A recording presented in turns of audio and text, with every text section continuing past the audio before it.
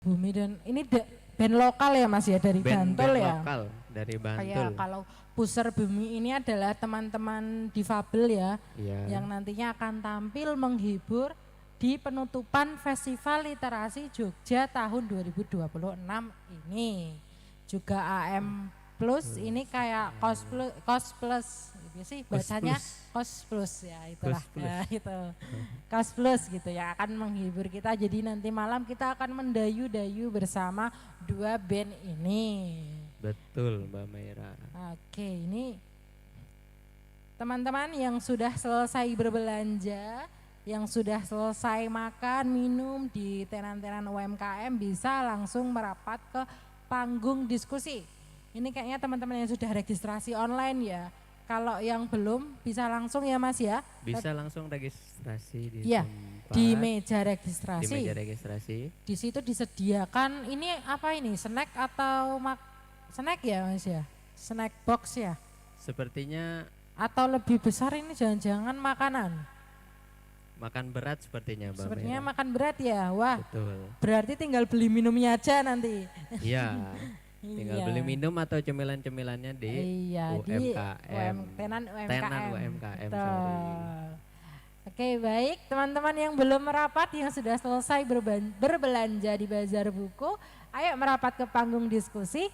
Ini kita akan dengerin diskusi Patembayatan Sastra ke-12 dengan tema Quo Vadis Sastrawan Muda Jogja. Duda ya, nggih Pak Matresuan nggih Pak koreksinya. Nggih, jadi nggak merapat, sudah dikoreksi kita. Ya terima kasih ya. Duduk jadi, di kursi yang sudah disediakan. Jadi nggak jadi merapat, duduk di kursi yang sudah disediakan panitia.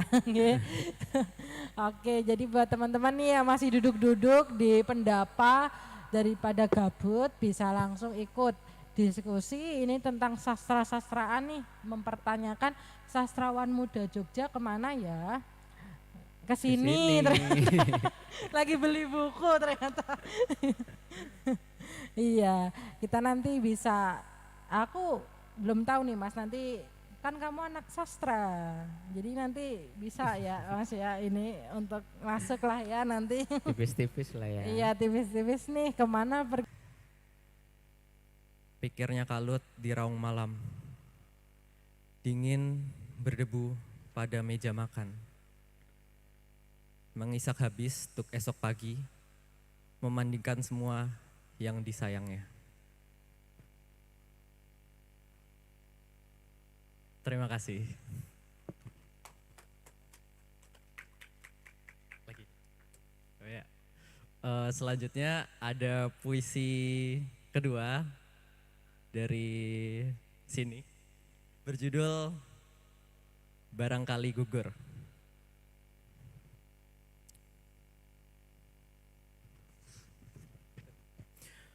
Barangkali kita adalah daun yang lama, memikirkan langit mana yang harus disebut rumah.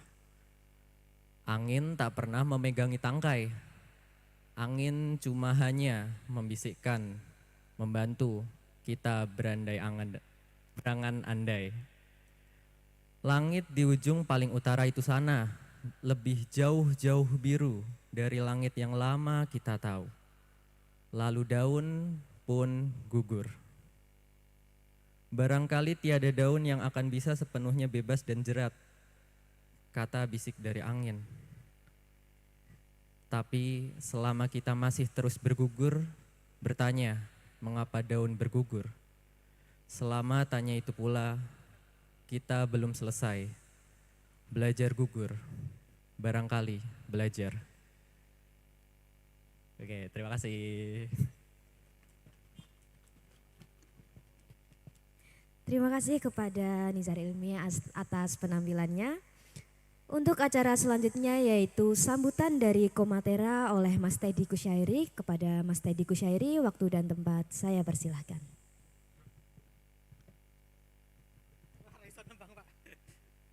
Saya nggak bisa nembang ya. Saya di tengah ya. Assalamualaikum warahmatullahi wabarakatuh. Salam sastra, salam budaya. Tak sambung soalnya salam sastra rano jawabannya itu Pak Moko. Baik teman-teman, pertama selamat datang di arena Festival Literasi Jogja tahun 2026. Sebuah momentum sejarah baru ya. Saya kira ini teman-teman dari alumnus Temu Karya Sastra dari tahun 2021 sampai 2025 hari ini berkumpul di tempat ini. 5 tahun ya, diwakili setiap angkatan ada 1 orang minimal. Juga selamat datang narasumber kita yang luar biasa, Pak Satmoko Budi Santoso dan Mas Latif Nur Rahman. 2 orang yang mengawal kegiatan Temu Karya Sastra, mengenalkan teman-teman yang pertama mengatakan awam nulis karya sastra, kemudian sampai sekarang menulis terus gitu ya, dan pentas karya sastra terus. Baik, hari ini saya mewakili namanya Mbak Regina Adelia Prabadanti, Ketua Komunitas Teater Remaja, di mana Komatera ini sebenarnya tempat berlatihnya teman-teman penulis atau yang ingin mementaskan karya sastra sebelum naik panggung. Sayangnya beliau ini hari ini bertugas di Semarang. Jadi ini saya didhawuhi. Pertama tentu terima kasih kepada Kundo Kabudayaan DIY yang telah memfasilitasi kegiatan juga pada kesempatan kali ini. Dikarenakan dukungan dan support dari Kundo Kabudayaan luar biasa terkait dengan proses-proses kreatif selama ini. Walaupun didoi konsumsi tok, tapi yang penting madang ya. Ada energi untuk menulis dan berpikir, untuk berdaya kreasi gitu ya. Nah, momentum hari ini mungkin akan berbeda teman-teman, karena kemarin rencananya selain kegiatan nanti ada diskusi terkait dengan kira-kira masa depan sastrawan muda yang baru lagi latihan nulis karya sastra itu kepiye ya. Nanti akan coba dibedah oleh 2 narasumber kita. Apakah nasibnya baik-baik saja atau tidak? Kira-kira no hubungannya karo book fair ini kira-kira payu apa ora? Nek aku nulis, oh lagi ngirim wis ditolak misalnya. Lagi nembak wis ditolak. Pengalaman Anda ya. Sehingga kemarin walaupun agak cepat, dalam waktu hanya sekitar 1 minggu, teman-teman, salah satu pemikiran kami adalah ketika Komatera, ayo coba kita buat buku antologi piye caranya nanti donasinya dilumpukke gitu ya. Dalam waktu 1 minggu terus kemudian disebarkan, ternyata salah satu kegelisahannya selama ini pertanyaannya gini, apakah teman-teman pasca mengikuti kegiatan Temu Karya Sastra 5 tahun ini, kira-kira masih do nulis ora sih? Nah, salah satu tantangannya adalah dengan menyebar kemarin. Yuk yang punya karya baru belum pernah dipublikasikan, kirim dan akan kita terbitkan dalam bentuk buku secara gratis gitu ya. Akhirnya jadi buku ini dalam waktu 1 minggu. Dan tepuk tangan untuk kalian semua. Kesimpulannya nulis nih. Ternyata masih menulis ya. Meskipun mungkin bingung mau dikirim kemana, medianya apa gitu. Nah ini salah satu solusinya, dan tentunya terima kasih pada para donatur teman-teman. Tak rahasiakan donaturnya siapa, silakan baca di pengantar ya. Nanti enggak teko nggo donatur terus. Masa arep golek donatur nggo nerbitke buku sastra. Silakan baca di dalamnya, nanti itu para donatur yang membuat buku ini terbit sampai ke tangan teman-teman secara free gitu ya. Hari ini sebagai momentum kita bareng-bareng untuk mencoba menyemangatkan kembali pasca kegiatan Temu Karya Sastra, bahwa teman-teman di komunitas sastra masing-masing, di Gunung Kidul ada Playon, di Kulon Progo ada Regas, di Sleman ada Samudra, Bantul ada Saban, di kota ada Wiwitan, saling berkolaborasi ya, bareng-bareng. Misalnya Sawit lagi ada acara, yuk kita nongkrong di Sawit. Terus misalnya nanti di Gunung Kidul ada acara, teko Gunung Kidul, dolan ning pantai bareng kuwi. Ngono lho, ning Kulon Progo ana acara teman-teman Regas, yuk kita datang ke sana. Nah, konsep Patembayatan ini yang kepingin kita kenalkan, kita serawongkan, kita kebiasakan dengan teman-teman muda. Nek bahasane ngene, bahasane Bang Teddy simpel. Nek ana duit ayo kerja bareng. Nek lagi ra ana duit ayo iuran ben kegiatannya tetap laku. Nah, ini mulai hari ini mungkin ajakannya seperti itu teman-teman. Ya nek duwe kacang nggo kacang. Kalau punya uang ya sebanyak mungkin uangnya dikasih. Kayak gitu ya Mbak Marisman ya. Bali ning zaman dhisik Patembayatan. Bali ning jadul oke. Ada itu momentum kita hari ini salah satunya, dan sekali lagi selamat kepada para penulis. Kemarin banyak yang ngirim tetapi ada yang tidak kami muat karena satu terlambat, yang kedua tidak utuh ya karyanya. Sehingga mohon maaf belum bisa diterbitkan di antologi ini. Semoga ke depan ada lagi penerbitan antologi ini untuk next time-nya gitu. Sekali lagi terima kasih, mohon maaf mungkin dalam menyambut kurang berkenan, dan nanti selanjutnya mohon Pak Amri untuk bisa menerima persembahan dari teman-teman alumnus Temu Karya Sastra yang telah menerbitkan buku antologi puisi bersama dengan judul Menatap Toko Online 24 Jam. Baik, sekali lagi tepuk tangan untuk kita semuanya. Dan terima kasih. Assalamualaikum warahmatullahi wabarakatuh. Kembali ke Afifah. Terima kasih kepada Mas Teddy Kusyairi atas sambutannya. Untuk acara selanjutnya yaitu launching buku antologi puisi bersama dengan judul Menatap Toko Online 24 Jam oleh Bapak Setia Amreh Prasojo SSMPD selaku Kepala Seksi Bahasa dan Sastra Dinas Kebudayaan Kundo Kabudayaan Daerah Istimewa Yogyakarta, diwakili oleh alumnus Temu Karya Sastra Muhammad Ulil Albab.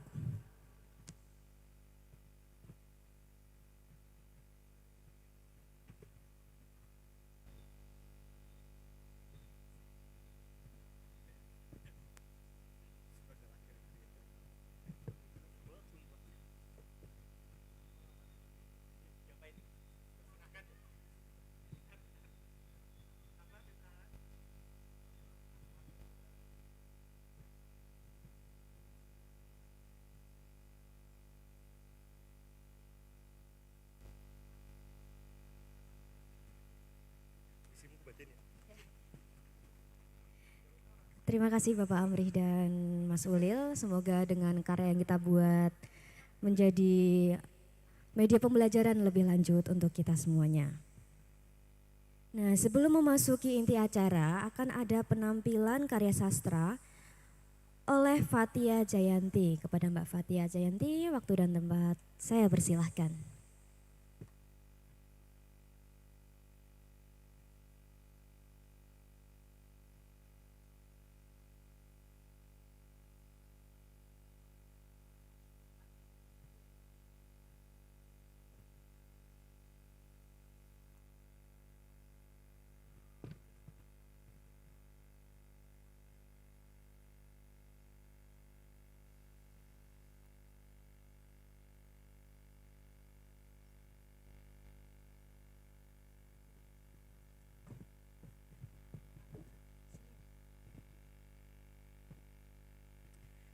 Selamat sore, saya akan membacakan sebuah puisi karya saya sendiri yang berjudul Suatu. Selalu diupayakan untuk yang terbaik, akan datang dengan tepat. Tunggu saja kehendaknya untuk tujuan yang tercapai. Sama sedikit lagi.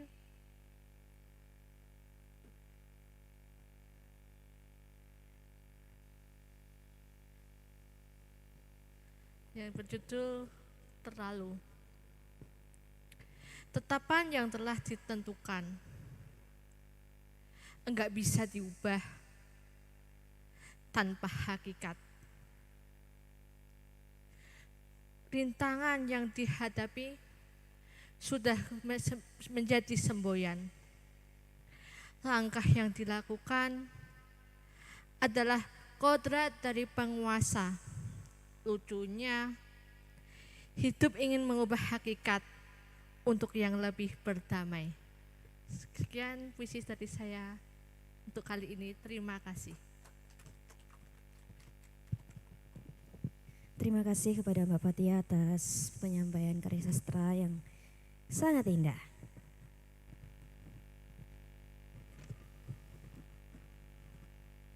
Selanjutnya memasuki inti acara yaitu berdiskusi tentang Quo Vadis Sastrawan Muda Jogja.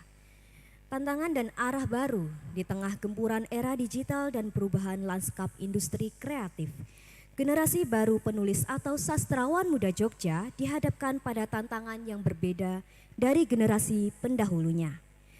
Pertanyaan krusial seperti Quo Vadis Sastrawan Muda Jogja, kemana arah melangkah sastrawan muda Jogja menjadi pemantik yang sangat relevan. Nah, pada acara sore hari ini kita akan berdiskusi bersama Bapak Satmoko Budi Santoso dan Bapak Latif Nurrohman. Sebelum itu, perkenankan saya untuk memperkenalkan narasumber kita pada sore hari ini. Bapak Satmoko Budi Santoso lahir di Kulon Progo 7 Januari 1976, adalah sastrawan, penulis, dan editor asal Yogyakarta. Atas dedikasinya, ia meraih penghargaan Upakarya Budaya Anugerah Kebudayaan Daerah Istimewa Yogyakarta tahun 2024. Pada saat ini, Bapak Satmoko aktif menulis cerpen, novel, esai, serta menjadi editor buku. Ia juga menggerakkan komunitas Selasa Sastra dan Satu Pena Yogyakarta dengan karya populernya Jangan Membunuh di Hari Sabtu pada tahun 2000, Uang yang Terselip di Peci 2022, dan novel Kutukan Rahim 2024. Selanjutnya narasumber kedua kita ada Bapak Latif Nurrohman. Bapak Latif Nurrohman lahir di Sleman 20 Februari 1969, menjadi jurnalis sejak Juni 1992. Saat ini menjadi redaktur koran Kedaulatan Rakyat Yogyakarta, mengampu halaman olahraga, Husada Keluarga, Inspirasi, Kondok Raharjo, Cakrawala, Minggu Pagi, Kayon, Empon-Empon. Menjadi mentor banyak workshop penulisan cerpen, puisi, jurnalistik, serta fotografi dan artikel, dan menjadi juri banyak lomba baik band, modeling, puisi, cerpen, FLS 3N, dan fotografi. Saat ini Bapak Latif memiliki karya tunggalnya, salah satunya adalah Irama Nadia pada 2011 yaitu antologi puisi, Overtune Kepasrahan 2011 antologi puisi, Kelas Terakhir 2011 kumpulan cerpen, dan Odyssey antologi puisi 2018. Tanpa menunggu lama, saya panggil Bapak Satmoko dan Bapak Latif untuk hadir ke depan.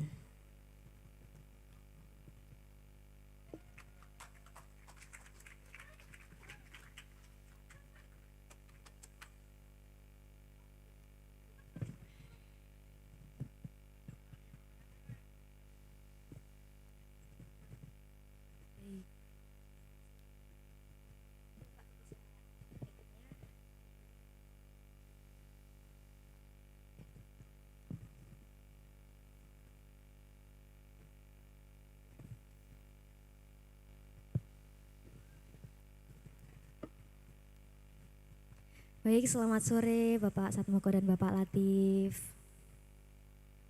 Ya, sugeng sonten, Mbak. Baik Bapak, hari ini kita akan berdiskusi mengenai Quo Vadis Sastrawan Muda Jogja. Mungkin tanpa menunggu lama-lama, langsung saja kita akan memulai diskusinya. Sebelumnya dari Bapak Satmoko, kita akan membahas mengenai mengapa masih bicara sastra di era AI sekarang ini, mengapa sih kita harus masih berbicara tentang sastra?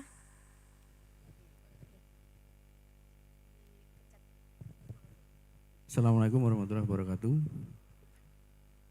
Salam budaya. Nah, pertanyaannya rada-rada berat gitu. Di tengah sore hari habis asar, gitu, angin sepoi-sepoi begini, kok muncul pertanyaan yang berat. Gitu. Quo Vadis Sastrawan Muda Jogja, ya, mau dibawa kemana gitu, hubungan kita, kan gitu, ada lagu itu kan, mau dibawa kemana hubungan kita, gitu kan. Terus kalau mau bersastra itu mau dibawa kemana gitu. Honor sastra kecil gitu. Habis dari forum ini mau ngajak pacar ke Starbucks nggak mampu. Terus ngapain masih nulis sastra gitu loh. Wah kok nyebut merek toko Amerika Mounted, padahal bukan bagian dari sponsor itu. Mohon dimaafkan ya. Jadi ojo kenceng-kenceng, serius rapopo ning ojo kenceng-kenceng gitu ya. Jadi ngapain kita masih bicara sastra gitu. Terus mau kemana gitu kan. Kalau jawaban ideal saya, mungkin malah serius jadinya gitu loh. karena memang ada yang ingin disampaikan gitu loh.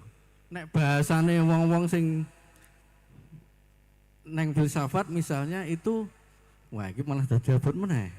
Jadi wong pengen nanteng dadi abot meneh ya. Jadi ada ideologi yang memang harus disampaikan gitu loh.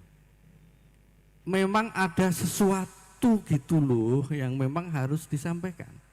Lah itu terkait apa? Ya terkait dengan ideologi tadi. Anda ingin menyampaikan sesuatu itu apa? Yang itu menjadi identitas dari karya Anda sendiri. Jadinya serius lagi. Apa ya? Ya era AI itu kan dibolak-balik ya.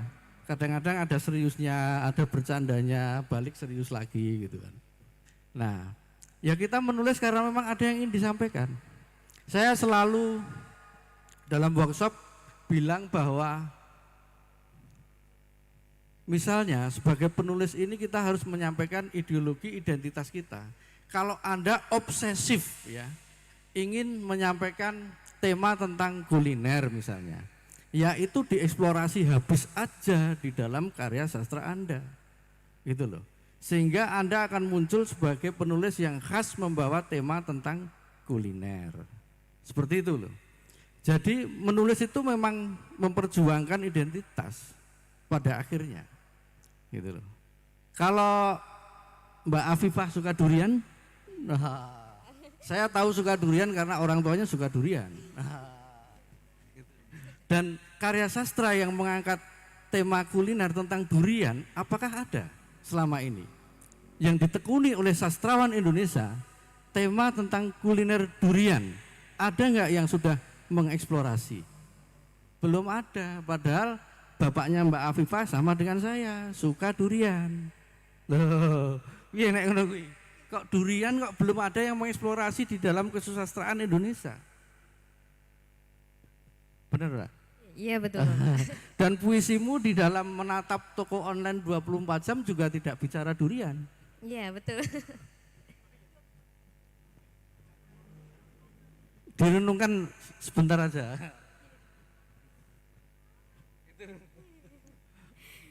Iya Bapak, jadi memang Jadi satu itu ya. Kemudian yang kedua, aku dewe sing ngomong kowe iso dawa nek ora tok pedhot ya. Kemudian yang kedua, judul buku ini bukan karena saya basa-basi, itu saya langsung suka menatap toko online 24 jam. Karena bagi saya karya sastra yang baik memang memotret jiwa zaman. Kowe kuliah tekan UGM sing tok goleki mung ngene iki. Bagaimana karya sastra yang bagus bisa memotret jiwa zaman. Jadi jangan khawatir hidup di zaman apapun dan tidak usah dibentur-benturkan dengan persoalan-persoalan yang ada di zaman itu, karena di setiap zaman kita bisa memotret dengan baik. Gitu. Hal yang menarik di zaman itu yang memang bisa diabadikan. Kalau generasi Z, generasi Alpha akan langsung bilang, menatap toko online 24 jam, kok ngesul banget yo. Yo tulisannya jauh banget. Yo gitu. Itu. Sudah dua hal ya yang menurut saya substantif saya sampaikan. Kenapa kita masih bersastra? Ya, itu seperti itu. Itu dulu, nanti Mas Latif lebih panjang lagi.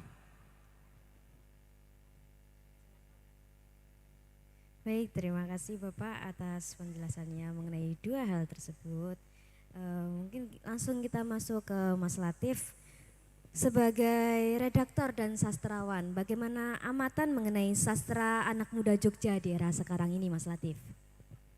Ya, kalau mengacu realitas di lapangan, juga buku ini bahwa sastra anak muda di Jogja ya aman-aman saja. Tapi memang tidak seperti zaman dulu ya, jadi beda. Zaman mengalami perubahan, semuanya juga berubah. Dulu radio selalu menjadi acuan untuk hiburan atau informasi, televisi juga. Tapi untuk saat ini mungkin dalam satu dusun yang punya radio mungkin bisa dihitung, atau bahkan sama sekali dalam satu kampung itu enggak ada. Televisi ada, tapi juga cuma untuk pajangan, tidak sering dinyalakan, dilihat. Nah itu kan juga berdampak pada yang lain, termasuk dunia kepenulisan. Kalau zaman media cetak masih jaya ya, itu kan acuan sastra kan di media cetak. Nah untuk saat ini enggak ada. Nah, kita mau melihatnya di mana itu loh. Apakah saya sama Mas Satmoko ya sebagai pengamat sastra juga pelaku, apakah melihatnya harus di media sosial? Nah itu kan tidak. Nah anak muda saat ini lebih banyak ke media sosial. Nah itu. Padahal media-media yang lain itu sebenarnya juga masih menerima tulisan anak muda. Tahun lalu bulan bulan 9, waktu ada pertemuan penyair se-Asia Tenggara itu, bukunya kan juga ada. Itu ada beberapa penulis muda. Artinya bahwa penulis muda juga dilibatkan di situ dan nganunya juga bagus. Tulisannya juga bagus walaupun tidak banyak ya, dan bersanding dengan penulis-penulis penyair yang sudah punya nama. Cuma masalahnya kalau anak muda untuk saat ini kadang-kadang tidak mengenal yang usia di atasnya. Saya sempat ketemu salah satu penulis puisi yang ada di buku itu dari kota mana ya? Semarang kayaknya. Saya tanya, tinggalnya di mana? Oh, di sini. Kenal sama si Eko Tunas? Enggak. Timur Suprabana? Enggak. Beno Siang Pamungkas? Tidak. Cuma kenal nama. Lalu, kenapa tidak Anda datangi? Anda ke sana dulan golek ilmu, dan itu tidak dilakukan. Padahal kalau zaman dulu ingin jadi penulis yang handal, mungkin Mas Samoko juga mengalami, kita itu istilahnya ngenger ya itu ke penulis yang sudah punya nama. Jadi kita ngetutke kemana-mana main, ya nanti feel-nya di situ akan ketemu. Dan saya juga melakukan. Dulu kalau Mas Willy kesini, saya juga sering ngikutin. Kalau si Ebit, MH, dan teman-teman penyair yang Mas Iman, saya juga ngikutin, bahkan dolan dengan Mas Satmoko. Nah itu harusnya dilakukan anak muda saat ini, supaya yang sepuh-sepuh itu paham keberadaan eksistensi anak muda. Nah ini kan sebetulnya kan eman-eman sekali loh. Ini sudah ada bukti bahwa penulis muda untuk saat ini ada. Dan ini sebetulnya juga tidak lepas dari keberadaan Selasa Sastra Mas Teddy sama Dinas Kebudayaan. Kalau tidak mengadakan TKS, tidak didukung dengan sambang komunitas juga mungkin tidak ada. Dan mungkin akan lenyap. Beruntungnya masih ada Dinas Kebudayaan yang punya kepedulian, juga Mas Teddy yang getih melakukan perjuangan untuk kesastraan. Nah itu. Jadi kalau untuk masa depan penulis muda di Jogja kayaknya aman-aman saja, terutama untuk puisi.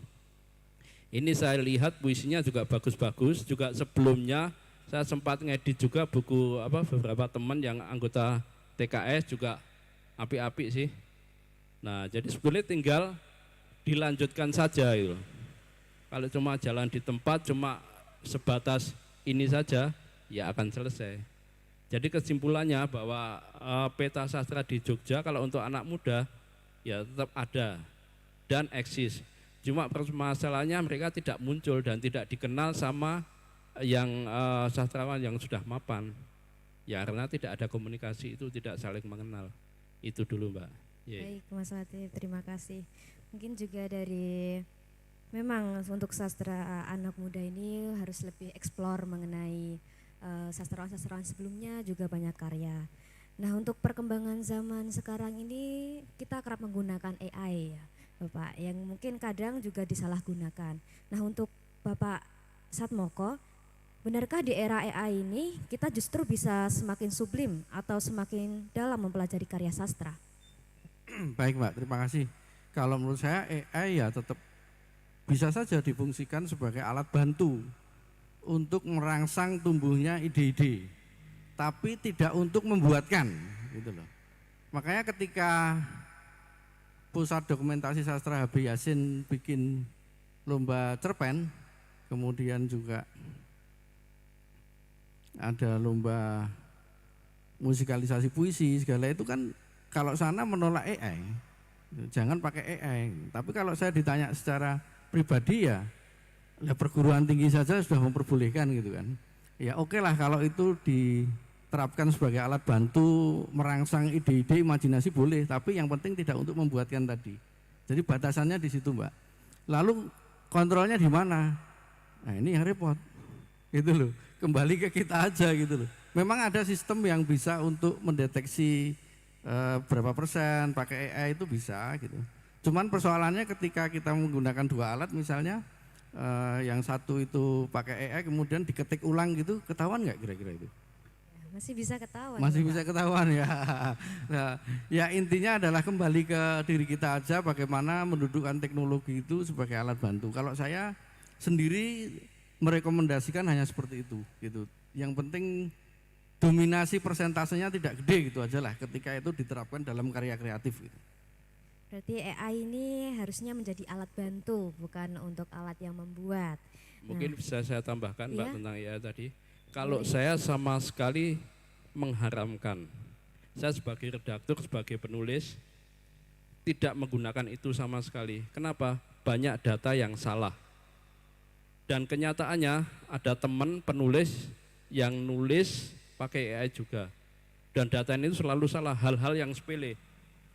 Pertandingan waktu itu apa ya, Jerman melawan siapa, kedudukan itu bisa salah, harusnya 2-1 menjadi 1-0, lalu tanggal juga salah. Dan itu kan dengan menulis di sana nama kita nanti akan dikenal itu. Kalau umpamanya teman-teman ini nulis di Kompas dimuat 3 kali, di Jawa Pos 2 kali, otomatis kan sastrawan se-Indonesia akan baca namanya. Akmalia, sopo iki, Jogja ini. Nah itu akan dikenang, nanti akan muncul. Tapi kalau sudah bangga dengan medsosnya ya akan di situ. Dan kita sebagai pengamat tidak akan tahu nanti kalau nggak di media yang apa konvensional gitu loh. Nggak mungkin Pak Satmoko berusuhan gulei Facebook apa IG, YouTube, sastrawan sing apik sopo saiki, nggak bisa gitu. Tapi kalau ke media itu kan ada editornya ya. Jadi naskah tidak asal-asalan bisa masuk. Kalau di medsos kan awak EDW langsung seketika bisa ya tanpa editing. Nah itu tadi bahwa kelebihan kalau untuk anak muda saat ini punya keyakinan yang gede. Tapi kadang-kadang ini amatan salah satu teman sastrawan Jawa Tengah ya. Kalau dikritik itu mesti nesu gitu. Dikandani wong ini.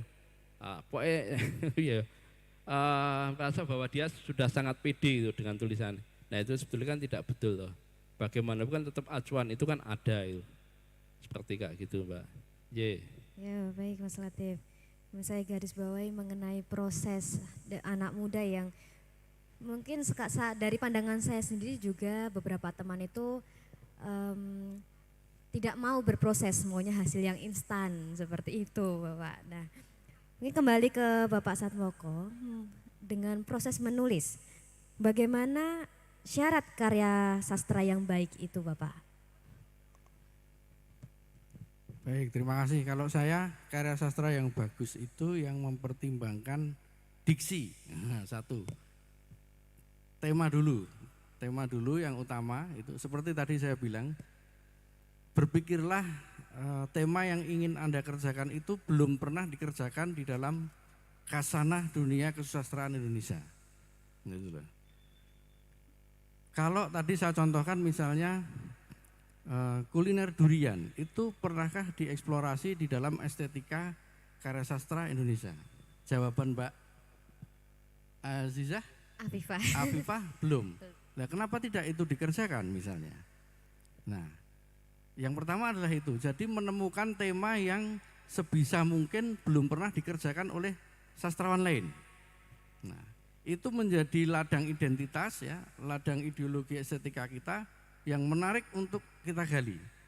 Jadi nama Anda akan selalu khas dengan kuliner durian misalnya, yang di situ merupakan pertaruhan kesusastraan Indonesia juga. Anda bisa bicara durian mulai dari Sumatera sampai durian blasteran yang ada di Jawa misalnya. Ini tak kasih dulu ya. Nah, Ya, belum pernah ada yang mengerjakan itu. Nah, Yang pertama itu tema yang spesifik itu. Kemudian yang kedua adalah diksinya. Jadi pertaruhan pilihan-pilihan diksi di dalam karya sastra yang Anda ciptakan gitu loh. Nah, ini silakan dipikirkan eksplorasi diksi yang seperti apa gitu. Yang kira-kira menarik. Tapi kalau Anda sudah bisa merebut satu tema yang spesifik dan itu autentik, belum pernah dikerjakan oleh sastrawan lain, mudah-mudahan ke depan apa yang kemudian Anda perjuangkan melalui diksi, kemudian rima dan sebagainya itu akan lancar-lancar saja gitu. Yang kedua adalah pilihan diksi tadi ya, dan itu kembali kepada kekayaan kita sendiri untuk merangkai kosakata yang memikat di dalam karya sastra yang kita ciptakan. Terus kemudian rima ya, rima ini penting, irama ya, irama kata betapapun itu sebuah cerpen itu tetap butuh rima kan orang. Dan itu yang membuat kalimat menjadi enak dibaca, menjadi indah di sana, dan itulah sastra. Itu loh. Terus apa lagi yang mau ditanyakan? Tambah satu Pak Satmoko. Tema diksi. Kalau saya rima, kalau saya logika. Nah, betul. Jadi logika cerita itu penting. Sama logika diksi. Nah, meskipun ada aliran sastra absurd yang nirlogika, tetapi kalau dalam konteks belajar kita harus berpikir realis dulu. Jangan langsung lari ke yang eksperimen, supaya kita tertib untuk berbahasa kan gitu. Orang banyak bilang yang paling susah adalah menciptakan karya sastra realis. Saya setuju.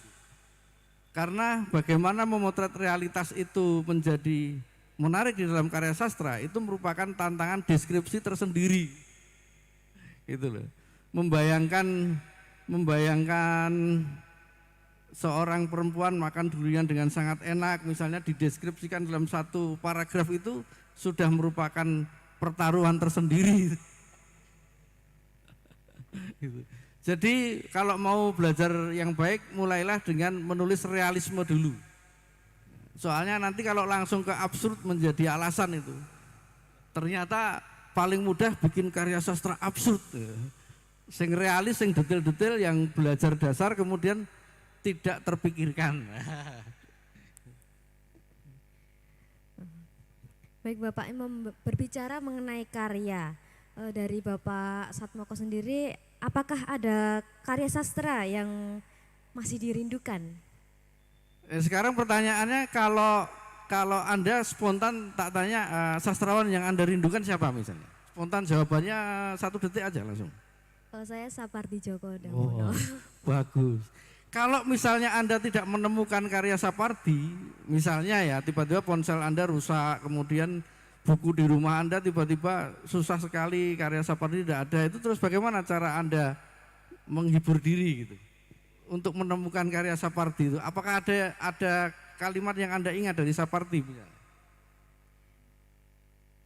Karya dari Sapardi itu yang paling saya ingat itu Selamat Pagi Indonesia. Gimana itu? Selamat pagi Indonesia, seekor burung kecil memberi salam kepada si anak kecil. Terasa benar, aku tak lain milikmu. Wah, ini menarik. Jadi benar-benar mau belajar sastra ini, karena di luar kepala. Ya seperti itu, karya yang dirindukan ya memang yang mudahnya idola kita lah ya. Yang itu pasti setiap orang punya. Tidak akan mungkin Anda belajar tanpa acuan. Itu sudah tidak mungkin itu. Belajar karya sastra apalagi pasti ada template-nya toh, ada contohnya toh. Betapapun itu mungkin karya yang bukan masterpiece misalnya ya. Karya dari guru Anda sendiri misalnya, yang membimbing Anda selama ini, tapi setidaknya ada acuan. Nah itulah ya karya sastra yang kita rindukan adalah setidaknya yang menjadi muara atau tempat kita belajar dulu gitu loh. Dan itu tidak harus karya-karya besar yang pemenang Nobel gitu loh. Tapi kita percaya bahwa dengan karya itu kita bisa belajar banyak. Kita bisa belajar banyak dan itu bisa juga bukan AI, bukan yang digital gitu ya. Tapi juga karya-karya sastra yang lahir dari komunitas. Ketua komunitasnya misalnya ternyata bikin puisi bisa bagus banget gitu. Meskipun minim publikasi gitu. tapi dia bisa membuat puisi yang enak untuk dibaca dan didengarkan, dinikmati bersama gitu. Ya seperti itu. Jadi kita mencoba dengan pola berkreativitas berbasis pada yang terdekat dengan kita, idolanya gitu kan. Tidak perlu mengada-ada mencari-cari dulu gitu. Meskipun itu bagus untuk referensi, untuk riset perbandingan ya, bahwa karya yang kita buat dengan yang pemenang Nobel misalnya itu seperti apa, itu bagus saja. Tetapi tidak perlu mengada-ada juga. Yang terpenting karya sastra yang kita acu ini bisa menjadi tempat untuk belajar kita lebih intensif ya, menciptakan karya sastra. Baik Bapak Satmoko, terima kasih. Dari Mas Latif sendiri, apakah ada karya sastra yang dirindukan? Apa ya, semua tulisan kalau menurut saya juga bagus ya. Dan saya juga sudah lupa juga. Mungkin saya tidak seintens dulu ya waktu awal-awal, tapi kalau saat ini dipaksa menulis, ya saya akan langsung menulis. Jadi kalau teman-teman kan biasanya nulis tiap hari nulis, tiap nek saya enggak. Biasanya kalau ada lomba atau ada antologi, deadline-nya jam 12 ya, saya setengah jam sebelumnya bikin dadaan gitu. Dan saya bisa itu, dan saya yakin ini lolos itu. Dan betul itu. Karena saya sudah tahu kalau paham dengan kemampuan saya, enak ini lolos. Tapi kalau membaca, wah kayaknya ini tidak lolos, saya nggak akan. Jadi apa ya, mengenang kalau dulu jelas waktu awal itu yang mempengaruhi saya, Mas Satmoko tahu itu, sering aja Ebit GAD, Mas Ebit ya. Itu awal-awal saya SD, lalu yang SMP itu Mas Willy. Sampai saya apal semua puisi-puisinya itu sampai saat ini. Dulu ada pembacaan puisi Mas Willy Rendra itu di kaset, waktu itu vokalnya masih bagus sekali tahun 72 itu. Nah, saya sampai saat ini masih apal. Kayak mungkin ada kalimat-kalimatnya yang sampai saat ini menjadi acuan saya. Contohnya, kesepian adalah ketakutan dan kelumpuhan. Hidup adalah merjan-merjan kemungkinan. Ya semacam kayak gitu saya di luar kepala hafal ya. Dan kebetulan delalah idola saya itu yang penyair itu selalu dekat dengan saya. Saya dulu pernah dekat dengan MH. Nah, kalau Ebit sampai saat ini masih, Mas Willy kalau dulu di Jogja selalu saya diundang. Saya selalu mesti ketemu. Seperti kayak gitu. Jadi kalau ya memang idola itu penting ya bagi siapapun yang ingin menulis gitu. Jadi itu akan menjadi acuan itu. Dulu kan saya sangat terpesona dengan sosok yang namanya penulis puisi, penyair itu. Itu cita-cita saya waktu itu dan kesampaian. Tapi setelah sekian lama sampai saat ini, kemarin saya gojekan di tempat teman, ketemu teman penulis puisi juga penyair nasional di tempatnya Kiai. Wah, aku tanya Mas Teddy itu, dia ngurusi puisi ameng lemu tok. Enggak dapat apa-apa. Oke tombok tapi enggak apa-apa, itu dijalani aja, bahwa itu kan memang saya sangat percaya dengan namanya takdir itu. Mas Willy Rendra itu jadi penulis puisi juga karena sudah diramalkan dia akan menjadi penulis, jadi pujangga. Dia sempat menolak dan sempat melakukan bunuh diri di Bukit Riningsih di Klaten, tidak meninggal, tapi akhirnya jadi penulis. Nah, kalau saya Mas Satmoko jadi penulis, lalu Mas Teddy juga jadi penulis, ya itu memang sudah kitab takdirnya memang jadi penulis. Nah, ini kalau teman-teman ini ya, ini masih punya proses. Ini saya bisa menghitung nanti siapa yang akan jadi penulis selanjutnya. Paling bisa dihitung 1 atau 2 itu. Dan itu sudah terjadi waktu Balai Bahasa mengadakan bengkel sastra. Sampai saat ini yang jadi sastrawan ya cuma si Mutia Sukma, lalu si Septi. Cuma itu aja, lain-lainnya enggak ada. Nah, saya ingin yang jebolan TKS itu, ini padahal punya potensi semua loh. 10 tahun lagi tetap menulis, bahkan tiba-tiba mendapat Nobel ya. Atau kalau enggak minimalnya hadiah kebudayaan, Dinas Kebudayaan Bantul umpamanya itu. seperti Bang Teddy. Nah, eman-eman, tapi biasanya kadang-kadang banyak kendala, apalagi penulis yang perempuan ya. Nanti sudah sibuk, sudah kesana kesini, nulisnya itu hilang. Saya pernah beberapa kali mengadakan lomba menulis cerita remaja.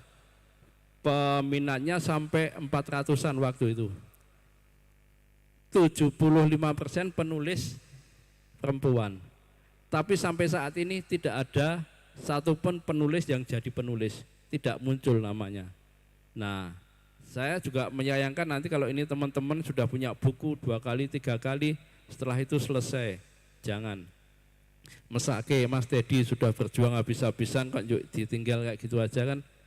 Tapi kalau sampai 10 tahun, 15 tahun masih di sini, masih berkarya, jadi penulis andal nasional, Mas Teddy wis tua itu kan bangga tuh. Wah, anakku bisa menasional. Nah, seperti kayak gitu. Jadi saya ingin teman-teman ini tidak puas hanya di sini aja, tetap menulis di banyak media. Ya. Ini sudah jadi acuan, tulisannya bagus-bagus semua ini. Walaupun hasil editing juga. Tapi bahwa ini sudah bagus dibanding dengan banyak naskah yang masuk ke tempat saya langsung saya buang. Ya, Mbak. Baik, terima kasih untuk Bapak Latif dan Bapak Satmoko. Setelah banyak hal yang kita bahas baik mengenai pendalaman ataupun pembuatan karya sastra yang baik, serta pandangan mengenai sastra anak muda Jogja, saya mempunyai pertanyaan terakhir untuk Bapak Satmoko dan Bapak Latif mengenai apa solusi untuk anak muda supaya eksis dan punya nama besar bahkan bisa melegenda. Justru saya langsung jawab ya. Justru di era sekarang ini menurut saya memudahkan teman-teman untuk berkiprah, beraktualisasi gitu loh. Menerbitkan buku sekarang mudah, ya toh. Ikut kompetisi buku di berbagai instansi, kemudian mau ikut program residensi misalnya, itu juga lebih mudah. Yang banyak itu kan pesaingnya. Mahasiswa Fakultas Sastra sekarang banyak misalnya, tapi untuk membuat karya sastra sendiri menurut saya sudah justru di zaman ini lebih enak gitu loh. Tinggal tadi itu jeli saja untuk berbeda dengan yang lain. Anda akan selalu dirayu oleh pacar Anda di malam minggu. You are very different. Mesti ngono gitu pacarmu.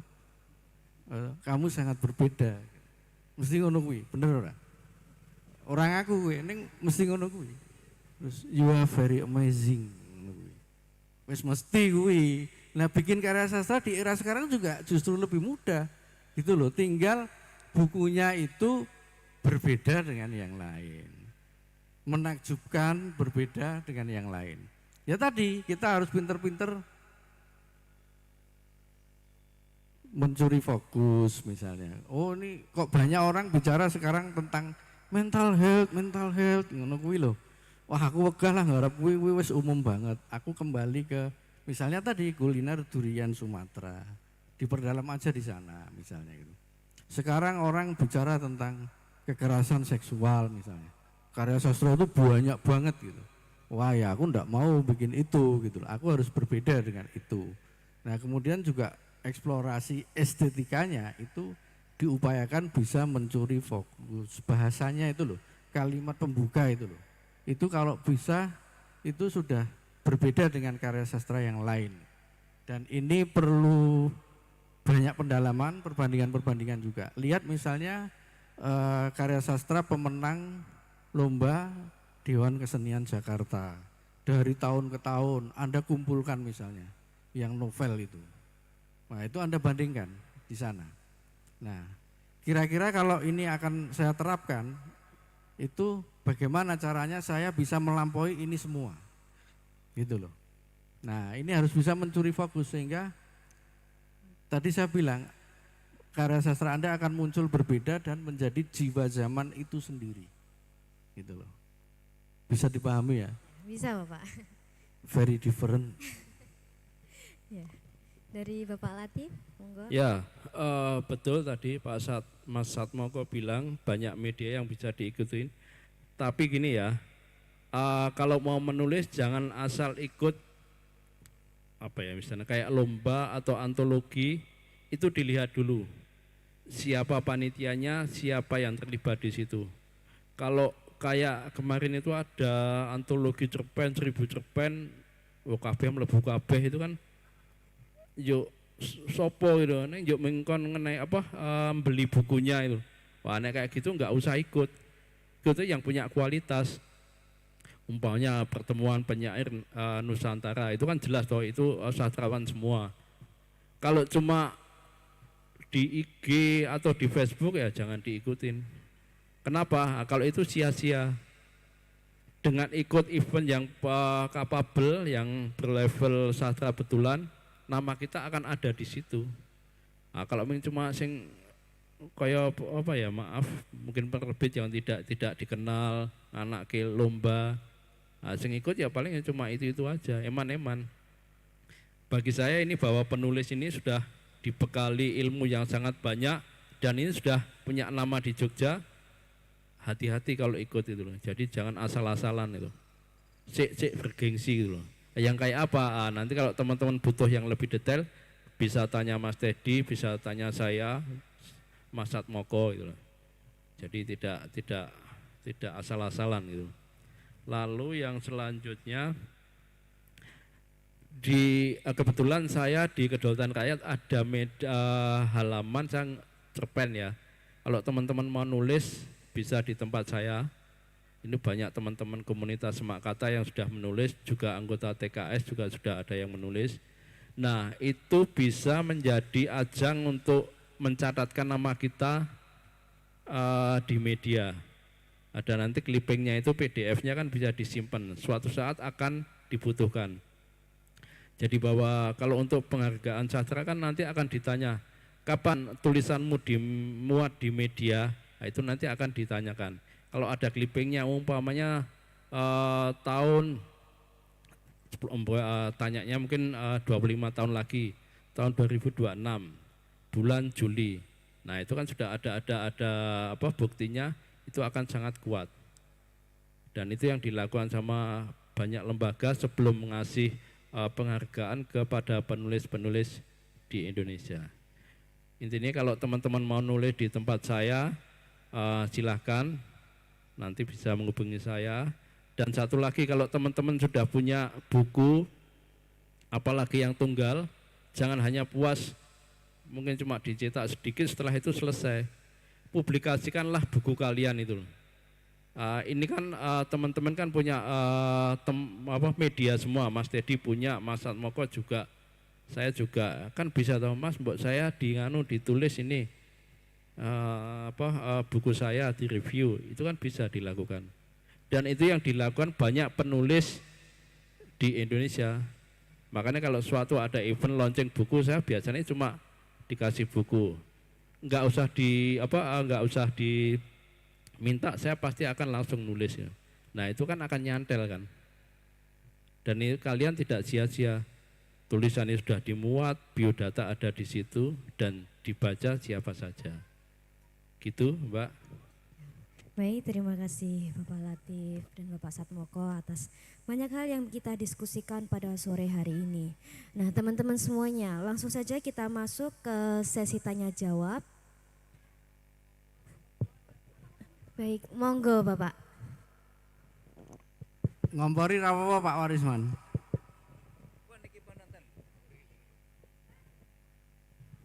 Bismillahirrahmanirrahim. Assalamualaikum warahmatullahi wabarakatuh. Sing tua takon nang sing tua. Tapi mungkin juga bisa disimak oleh yang muda. Saya mengenal nama Satmoko Budi Santoso itu dulu di minggu pagi. Saya masih di sana, di Negoro Ngalengko sana waktu itu, belum ke Jogja lah. Ketemu orangnya baru beberapa hari ini. Pak Satmoko, dulu saya itu pokoknya ora ani asmara ora.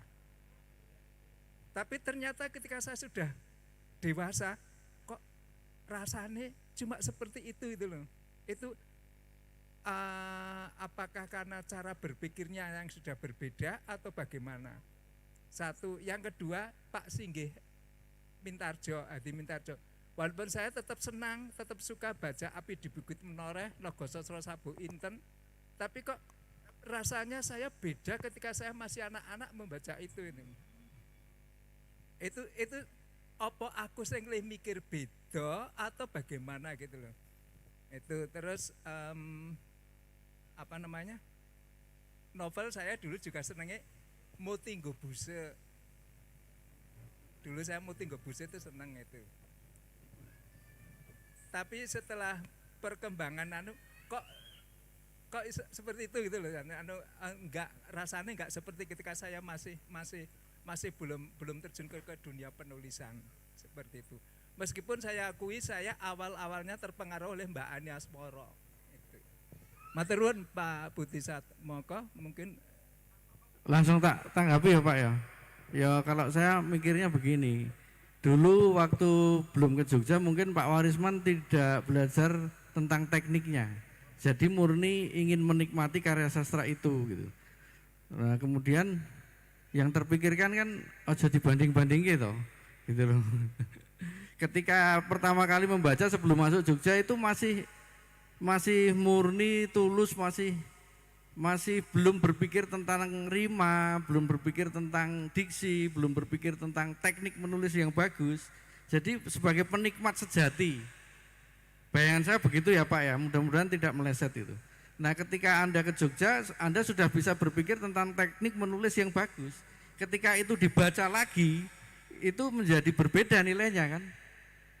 Dalam hati Anda sudah langsung bisa bilang, aku bisa melampaui ini misalnya gitu.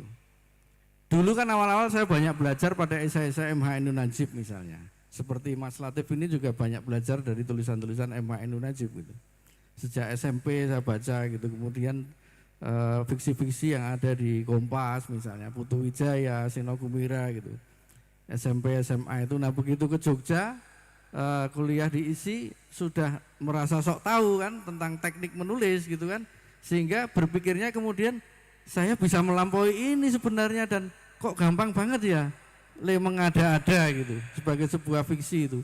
Apalagi Putu Wijaya misalnya kan mengada-ada banget itu misalnya. Orang main sepak bola tapi kakinya hanya satu misalnya gitu. Terus dia menggiring bola itu ke gawang dengan kaki satu, gampang banget itu. Sepertinya gitu. Karena kita sudah tahu teknik dan tahu bahwa dia memilih aliran absurd di sana yang bisa menyelamatkan wong sing ra iso nulis apik. Melayune mesti nang absurd.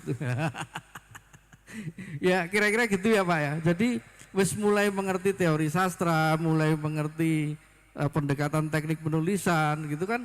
Kemudian ketika membaca lagi karya itu menjadi berbeda nilainya gitu loh.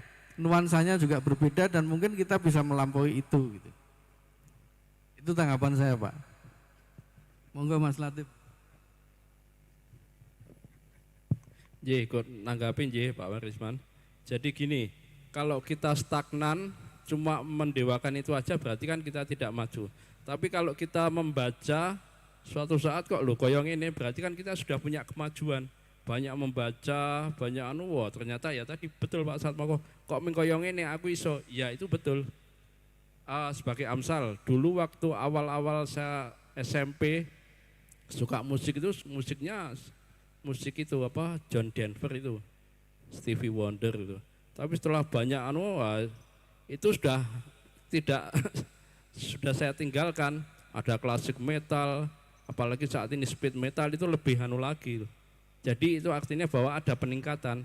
Sama seperti mungkin teman-teman membaca tulisan kok ngepop banget. Tapi nanti setelah ke belakang-belakang juga akan menemukan mengkoyong ini tulisan sampah. Bisa demikian nanti teman-teman juga akan punya pendapat yang kayak gitu. Artinya bahwa kemampuan itu meningkat setiap saat dan itu dialami siapapun gitu. Bukan hanya dalam hal mungkin bacaan tapi juga selera musik atau apapun gitu. Gitu. Baik, terima kasih Bapak. Apakah ada yang ingin bertanya lagi? Nggih, monggo Mas.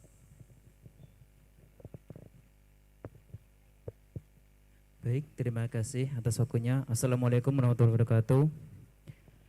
Baik, di sini saya cuman tadi yang paling awal saya notice itu dari Bapak Satmoko tentang sastra yang baik itu adalah sastra yang menunjukkan atau mengekspresikan pada satu zamannya, di zamannya itu. Apalagi di kalangan muda sekarang, di tahun saat ini yang mana ini adalah tahun AI, tahun di mana megah-megahnya AI itu dipergunakan di segala media, platform media. Di sini saya juga ingin mengungkapkan kayak perasaan kegelisahan. Mungkin ini terpendam karena mohon maaf ya, ini untuk semua panitia, semua orang di sini. Saya itu berasal dari Jawa Timur, terutama di kota Kediri. Yang mana di suasana kota tersebut di Kediri tadi itu untuk literasi sastra itu saya lihat itu sangat minim. Bahkan untuk apresiasi sastra pun itu memerlukan seperti halnya dari 1000 dari 1 orang yang saya cari atau mungkin yang saya pahami. Nah, dari kata-kata tadi dari Pak Satmoko tentang sastra yang baik adalah sastra yang menunjukkan atau mengekspresikan di suatu zamannya, saya tuh ingin tertarik dengan statement tersebut. Apalagi ini tadi sudah dibahas tentang panjang lebar bagaimana perjalanan sastra dari bagaimana dulu berkembang ke sekarang. Kemudian yang saya tanyakan itu hanyalah satu, yang mana itu bagaimana ungkapan sastra yang bisa menunjukkan di zamannya pada tempat-tempat tertentu, apalagi yang di daerah yang masih belum literasi sastranya itu baik. Cukup dari saya. Terima kasih Pak Satmoko. Baik, terima kasih Mas. Saya senang sekali dengan pertanyaannya. Dari dulu itu saya juga obsesif Mas untuk bisa mampu merekam jiwa zaman itu. Maka kalau saya belajar kepada Peta Sastra Indonesia, itu kan menjumpai misalnya karya-karya sastra yang merefleksikan peristiwa 65 misalnya. Itu Anda bisa melakukan riset fiksi-fiksi yang berbasis pada kisah-kisah tentang komunisme misalnya. Nah itu kan memotret jiwa zaman Mas sebenarnya. Dan kalau Anda perhatikan pemenang-pemenang Nobel itu yang pertama kemudian menjadi pertimbangan adalah soal memotret jiwa zaman itu. Itu loh. Termasuk karya-karya sastra yang dimenangkan oleh Dewan Kesenian Jakarta di dalam kompetisi setiap tahunnya. Gitu loh. Jadi tugas seorang sastrawan memang seperti jurnalis, kemudian seperti Mas Latif juga. Bagaimana dia mampu meramu, merekam peristiwa-peristiwa pada zaman tertentu itu untuk dihadirkan ya, menjadi sebuah fiksi yang memikat di sana. Peristiwa 65 misalnya salah satu tonggak ya di dalam kesusastraan Indonesia. Nah kemudian Anda lihat lagi misalnya peristiwa-peristiwa tertentu yang ada di Indonesia yang itu bisa direfleksikan dalam fiksi. Nah, saya justru tertarik dengan cerita Anda tentang Kediri yang tadi Anda ceritakan di sana mungkin gerakan literasinya ya, yang saya tangkap itu belum optimal gitu. Nah, itu kalau misalnya dituliskan bagaimana Mas misalnya? Nah, itu kan menarik sebenarnya dan itu memotret jiwa zaman pada periode tertentu di Kediri yang Anda asumsikan itu literasinya mungkin kurang bergairah gitu ya. Nah itu kalau misalnya ditulis kan menarik malahan. Misalnya di Kediri di kabupatennya itu hanya ada sanggar atau komunitas baca satu saja misalnya. Itu kalau dituliskan dengan pendekatan feature misalnya ya, nanti tanya ke Mas Latif, feature itu tulisan yang sangat humanis ya. Itu kan bisa memantik empati kita juga dan tulisan yang bagus untuk bisa memotret jiwa zaman tidak harus selalu mengada-ada. Dia bisa berangkat dari lingkungan yang ada di sekitar kita. Yang itu memang kita bidik dengan serius dan disampaikan dengan bahasa yang menarik. Kalau di jurnalistik ada teknik feature misalnya, cara menuliskannya. Nah itu kan tantangan tersendiri Mas. Nah bisa saja kita mengulik yang terdekat untuk memotret jiwa zaman itu. Jadi tidak harus yang muluk-muluk gitu. Perang Dunia Kedua misalnya diangkat di dalam sebuah fiksi menjadi novel yang kemudian menjadi pemenang Nobel. Nah, itu udah biasa kan, kalau di luar negeri kan kayak gitu itu misalnya. Nah, di Indonesia juga meniru-niru gitu trennya kan. Nah, para pegiat literasi di daerah itu menurut saya justru pejuang-pejuang sastra yang luar biasa, yang bisa dituliskan dengan cukup memikat di sana. Itu loh Mas. Jadi saya justru mendorong Mas yang dari Kediri itu untuk bisa menampilkan jiwa zaman tentang gerakan literasi di sana yang Anda asumsikan mungkin kurang bergairah tadi gitu loh. Itu juga ada banyak lomba kan yang bisa menampung tulisan-tulisan seperti itu. Kalaupun tidak, itu dituliskan di dalam media sosial, misalnya di-share dulu, kemudian ada tanggapan dari pegiat literasi yang lain, kemudian setelah saling melengkapi jadi buku, itu kan juga menarik gitu. Banyak kisah-kisah tentang buku di Indonesia yang dia bisa mencuri fokus tadi, ya, bisa mencerahkan kita semua, karena justru berangkat dari tema-tema kecil yang ada di sekitar. Dan itu benar-benar memotret jiwa zaman. Jadi saya dorong untuk kembali mengulik kampung halaman, gitu ya Mas, bahasanya. Kembali mengulik kampung halaman dengan kedalaman yang baik di sana untuk bisa disampaikan kepada dunia. Bisa dipahami ya Mas ya?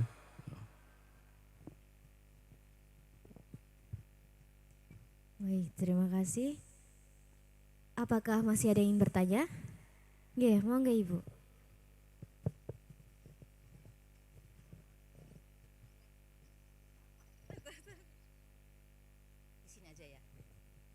Bismillahirrahmanirrahim. Assalamualaikum warahmatullahi wabarakatuh. Ini hari terakhir ya festival saya, atas izin Tuhan bisa ke sini melihat Mas Latif, Masya Allah bersyukur sekali. Ada 2 pertanyaan saya, sederhana aja Pak karena saya emak-emak ya. Pertanyaan saya yang pertama adalah kunci sukses apa tokoh-tokoh di depan ini bisa jadi penulis profesional ya. Mas Latif sama Pak Satmoko ini tahapan-tahapan apa yang harus dilalui sehingga menjadi orang besar di dunia literasi. Jadi karena selama ini kadang anak saya itu nulis nama judulnya Santri Bukan Malaikat, tapi sudah putus asa gitu loh. Padahal dia pernah menulis di Kompasiana gitu ya. Jadi mesti kan ada tahapan-tahapan yang dilalui, tapi kok bisa bangkit lagi lah. Ini mungkin perlu sharing experience ya, Mas Latif dan Bung Satmoko ini nanti diceritakanlah biar menjadi penyemangat bagi kita. Yang kedua, selama ini mungkin seperti dikotomi ya, ketika kepenulisan itu untuk orang-orang yang nggak suka ngomong. Nah, padahal satu sisi juga begitu, orang yang bisa ngomong kadang susah menulis. Sekarang justru saya itu berpikir bagaimana tulisan-tulisan itu bisa diorasikan dan orasi-orasi itu bisa dituliskan sehingga ketika seseorang itu punya multi talent itu akan dua-duanya bisa semuanya. Bagaimana dia pandai untuk berpidato tapi juga ditulis secara berkualitas. Atau orang-orang yang sudah pandai menulis bagaimana diorasikan. Nah itu langkah-langkah bagaimana itu bisa diaplikasikan. Itu aja, matur suwun sangat Mas Latif telah mendukung kami, di ibu emak-emak yang juga punya passion untuk menulis. Barokallah, umurnya panjang, rezekinya lancar. Amin ya rabbal alamin, dan yang hadir di sini semuanya orang-orang hebat ya. Masya Allah, sukses dunia akhirat. Assalamualaikum warahmatullahi wabarakatuh. Saya Ibu Ana Mawar dari program Siji Komunitas Omah Kayu. Matur suwun. Nggih, matur nuwun Bu. Ketemu lagi. Kalau kiat menulis, betulis spesifik enggak ada ya. Kebetulan saya memang cita-cita waktu itu jadi penulis. Jadi ya otomatis setiap saat saya menulis dan kebetulan saya memang di bidang jurnalis, jadi kebetulan lagi bahwa waktu itu saya di Minggu Pagi, saya memilih jadi wartawan di Minggu Pagi. Kenapa? Waktu itu tulisannya kan di sana features semua dan di sana penulisnya hebat-hebat semua.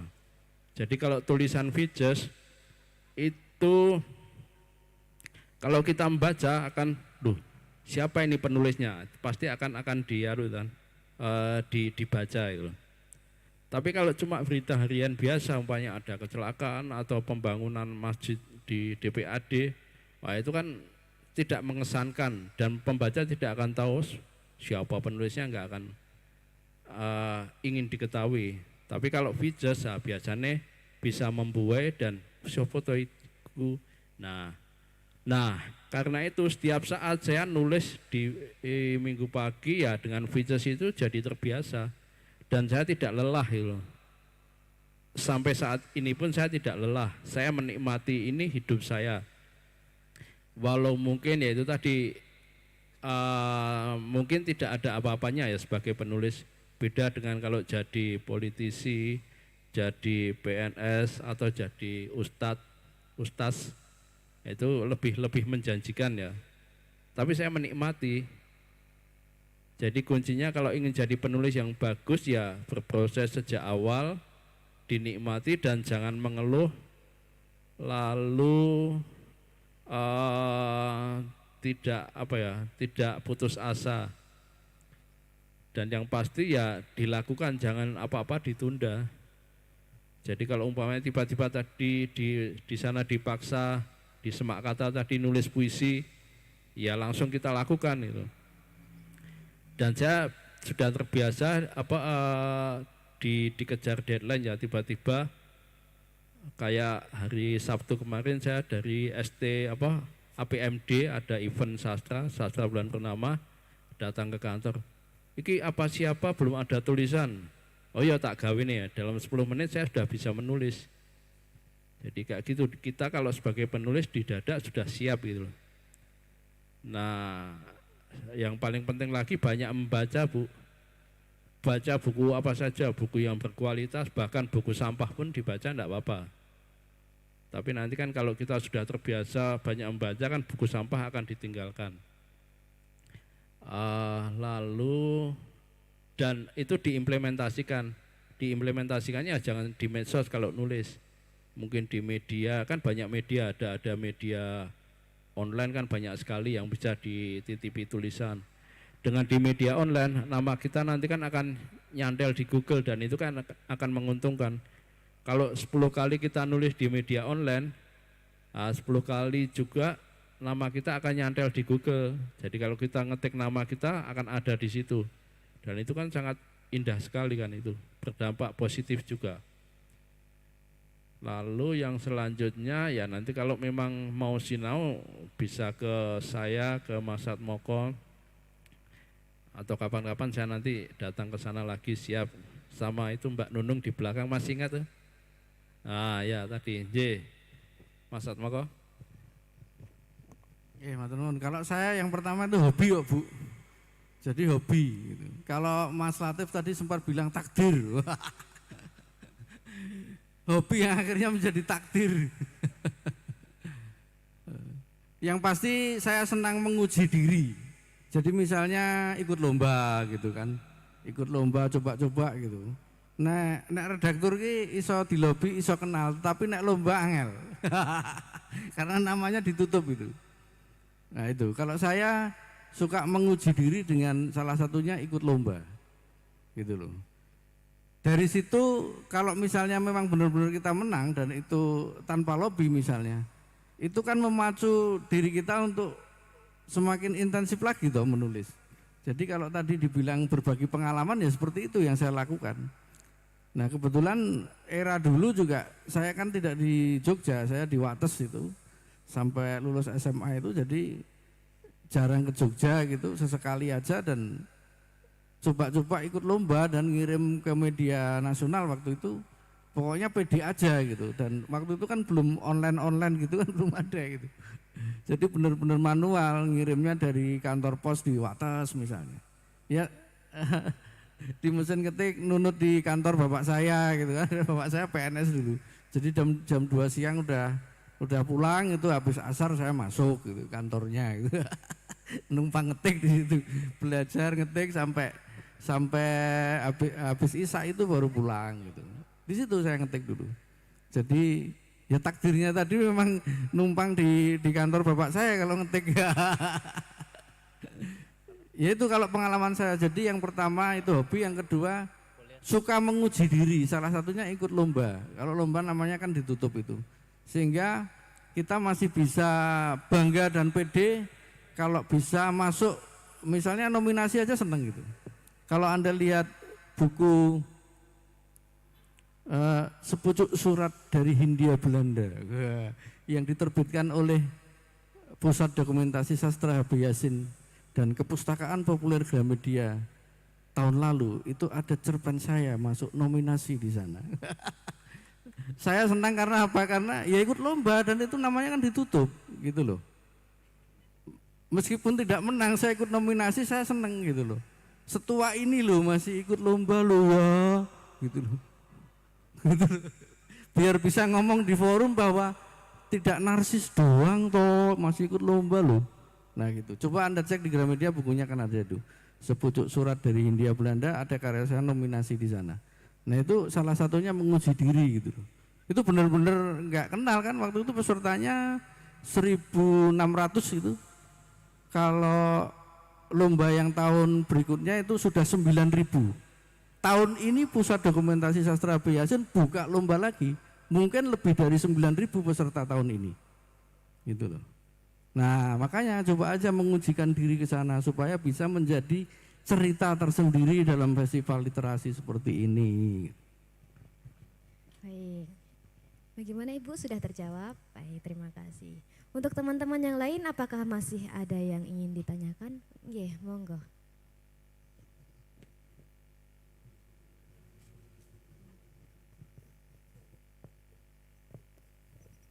Terima kasih, saya Diah. Singkat aja mau tanya ke Mas Latif dan Pak Satmoko, bagaimana cara mengatasi blocking atau kebuntuan ide dan dalam menulis gitu? Kan kadang-kadang kita pengen nulis tapi ada semacam kayak apa ya, writer's block mungkin namanya ya.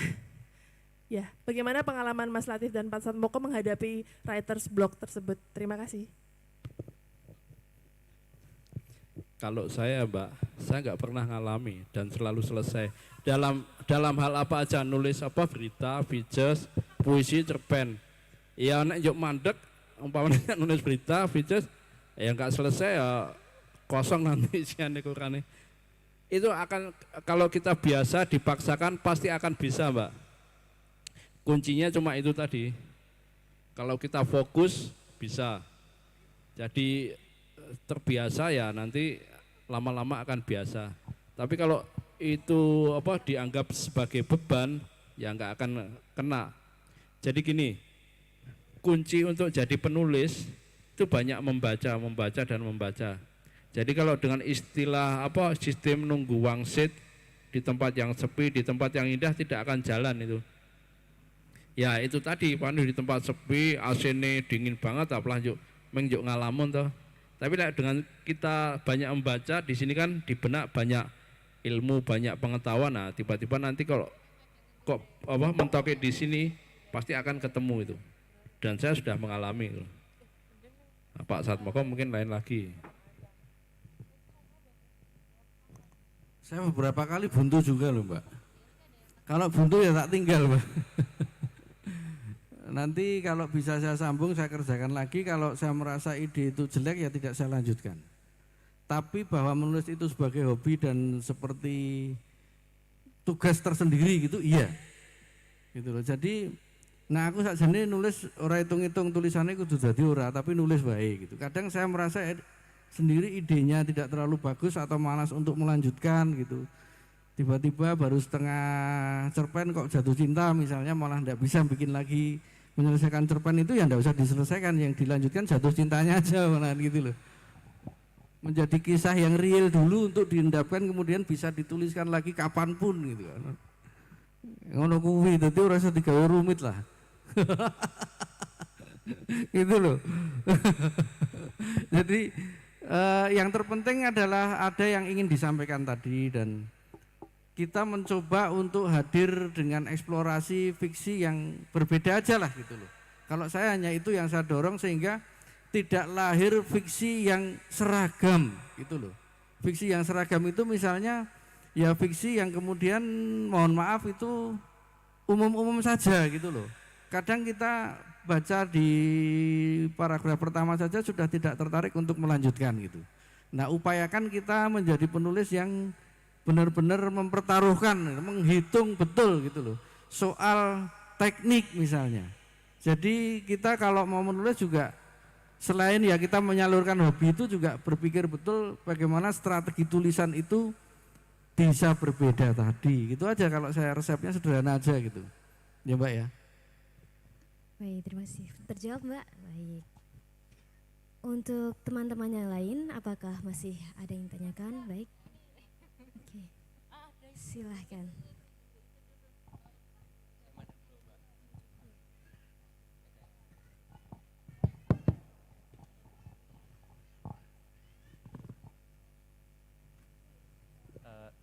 Terima kasih kesempatannya. Saya Nizar dari Samudra. Mau bertanya tadi Pak Latif, Pak Satmoko juga menyebut untuk kita mengeksplorasi ide, konsep, tema yang belum pernah dibahas di Hasanah Kesusastraan gitu misalnya. Nah, tapi sebagai anak muda gitu juga mau menunjukkan kebolehan kita memahami satu hal gitu. Tapi itu sudah banyak dibahas oleh sastrawan-sastrawan zaman sebelumnya misalnya. Itu bagaimana biar karya kita bisa otentik gitu ya. Terima kasih. Jadi jangan takut ya Mas kalau mungkin tiba-tiba saat ini mau bikin tulisan yang tema itu sudah pernah ditulis sama penulis zaman dulu. Tetap akan ada sesuatu yang beda itu. Dari segi temanya yang lengkap, juga mungkin diksinya. Jadi kalau menurut saya jalan terus saja itu. Kecuali kalau umpamanya sebelum kita nulis mungkin tentang masih mau nulis novel tentang Kasongan, Dusun Kasongan.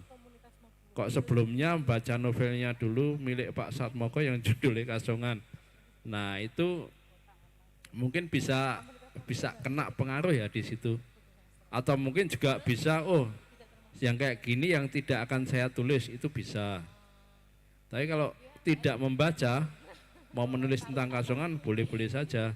Jadi langsung dilakukan aja sesuai dengan keinginan kita dalam benak kita. Lalu ngeditnya kan pakai logika. Kalau kesamaan jelas itu tidak pasti akan sama, akan selalu beda. Percaya itu. Jadi kesimpulannya lanjut aja Mas. Sesuai dengan keinginan jenengan, sesuai dengan pencarian jenengan. Pasti akan ketemu. Ya saya setuju kalau nulis yang penting nulis aja. Ide tidak ditunda, kalau buntu ya berhenti dulu gitu aja. Jadi tidak usah dipikir repot, tapi target itu penting.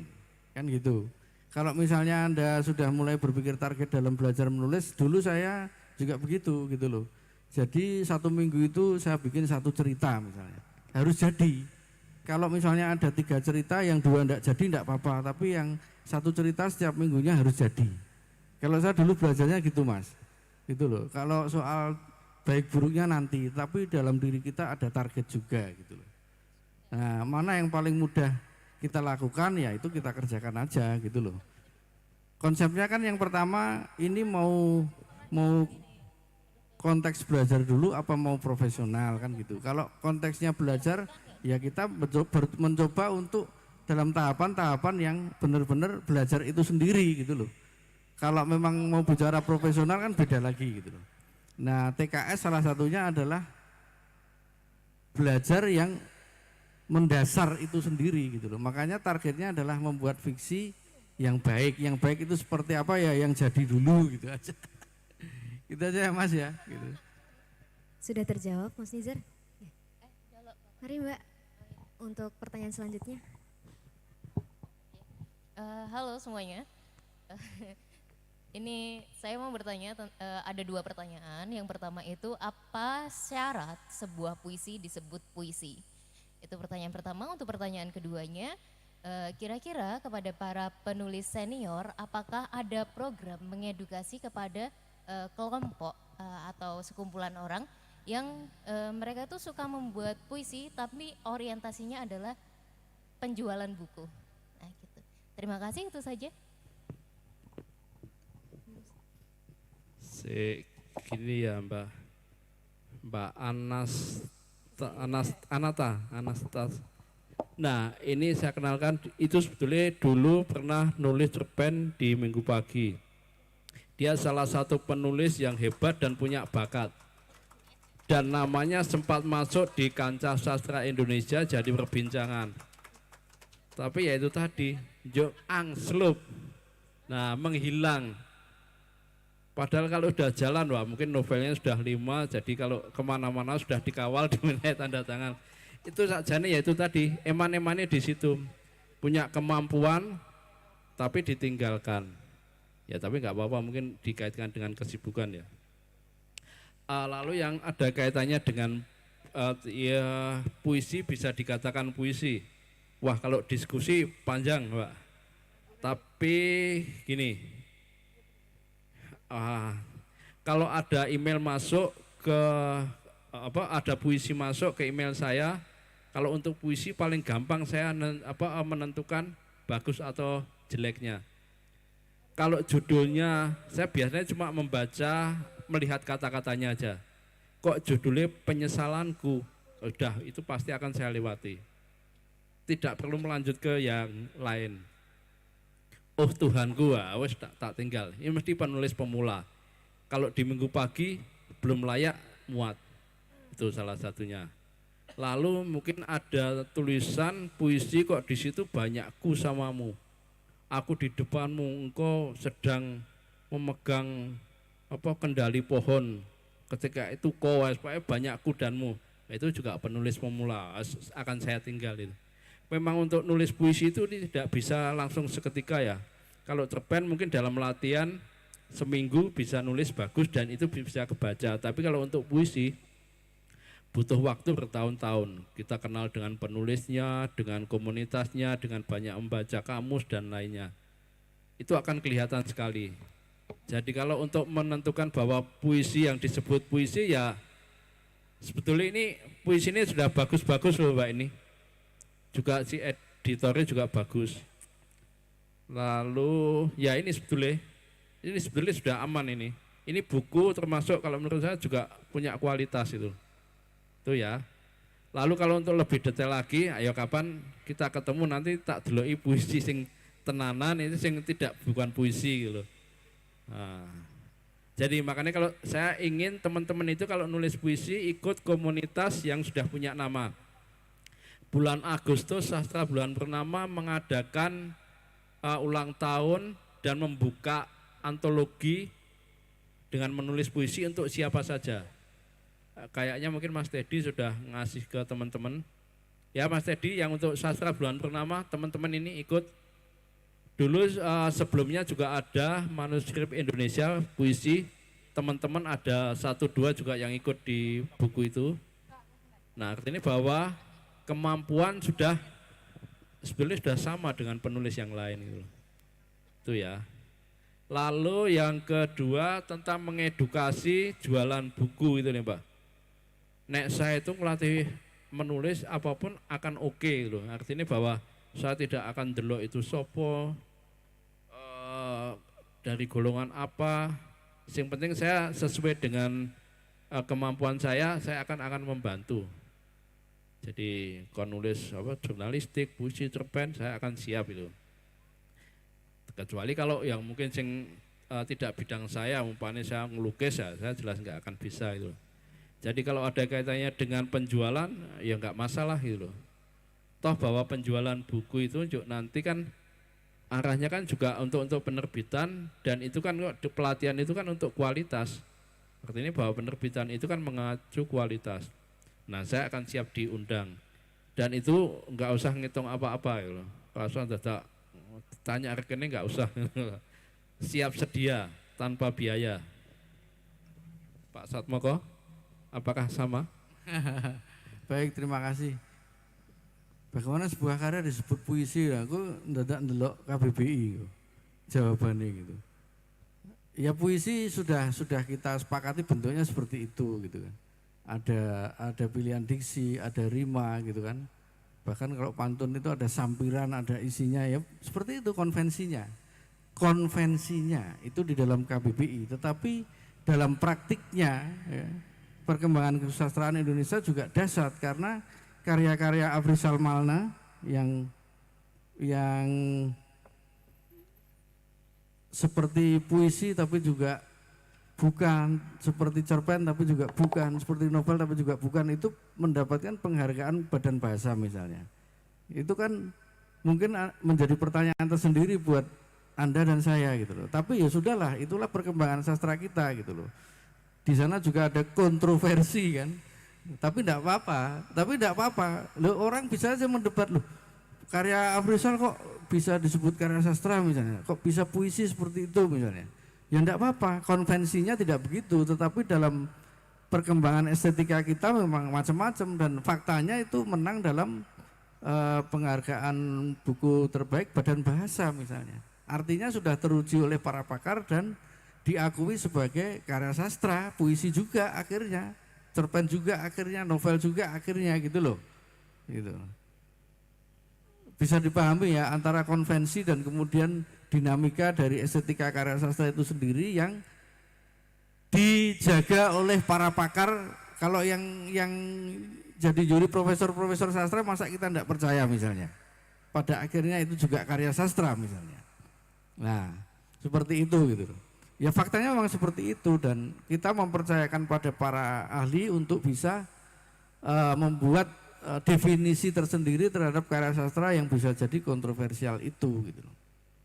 Itu ya jawaban saya. Baik, terima kasih Bapak. Baik teman-teman semuanya, untuk sesi tanya jawab kami tutup. Terima kasih atas antisipasi dan partisipasi teman-teman semuanya. Kesimpulan yang saya dapat mengenai diskusi Quo Vadis Sastrawan Jogja yang menjadi ruang refleksi penting tentang arah sastra Jogja di masa depan. Pertanyaan mau dibawa kemana bukan sekadar pertanyaan pesimis, melainkan dorongan agar sastrawan terutama generasi muda terus relevan tanpa kehilangan jati dirinya. Serta banyaknya tantangan yang ada membuat kita harus lebih berusaha dalam proses untuk menjadi sastrawan di era kemajuan digital yang mempertahankan keaslian karyanya. Sastra Jogja ke depan bukan soal siapa yang paling terkenal, tapi siapa yang paling jujur pada zamannya. Sebelum saya akhiri diskusi pada sore hari ini, saya mohon untuk Bapak Satmoko dan Bapak Latif untuk memberikan closing statement. Terima kasih.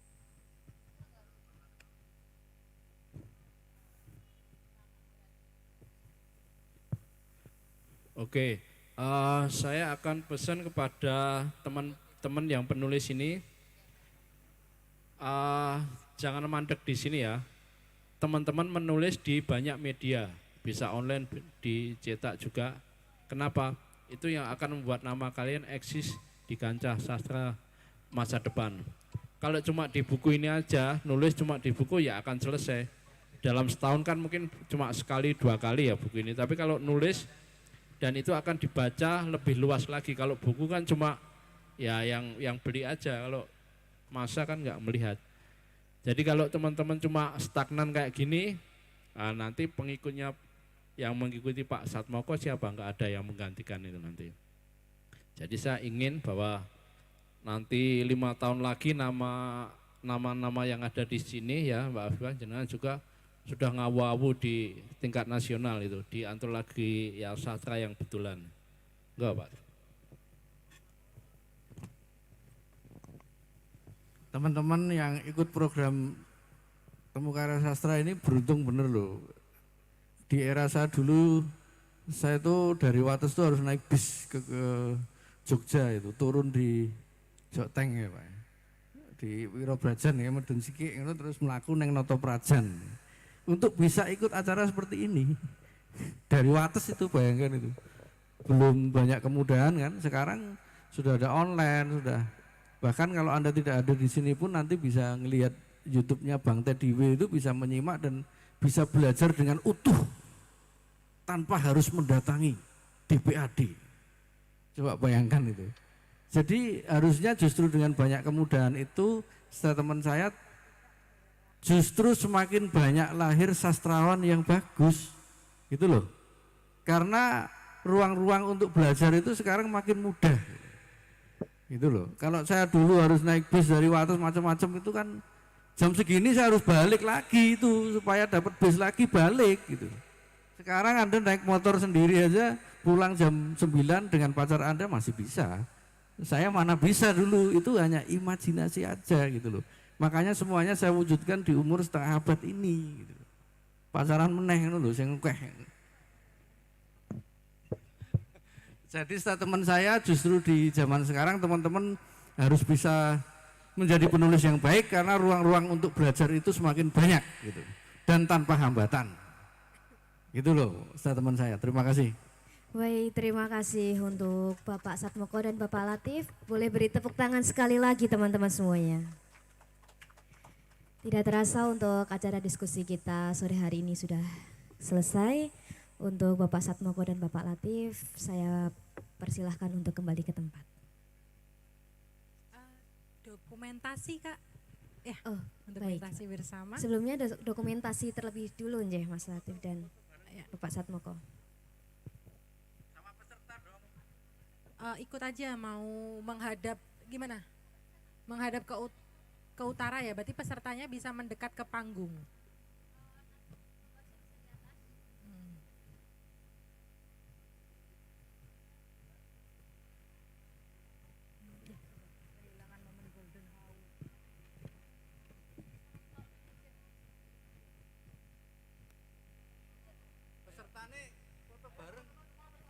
Teman-teman peserta bisa mendekat ke panggung, nanti menghadap ke utara untuk foto bersama narasumber. Menjadi artefak visual.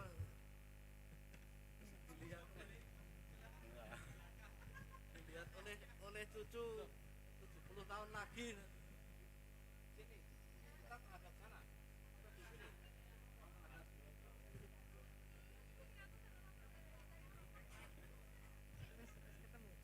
Baik teman-teman sekalian bisa silahkan maju ke depan untuk memposisikan dirinya.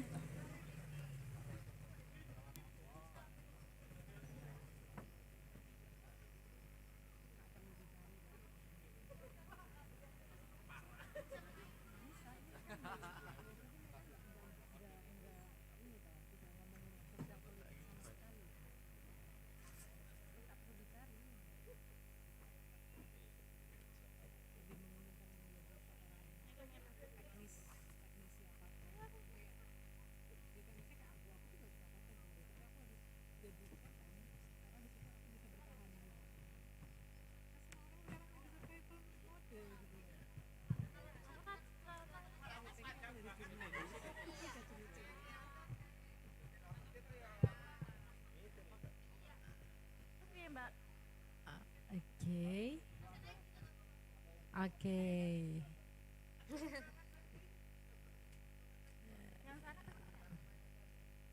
Oke, ini foto bersama peserta ini ya, penulis buku.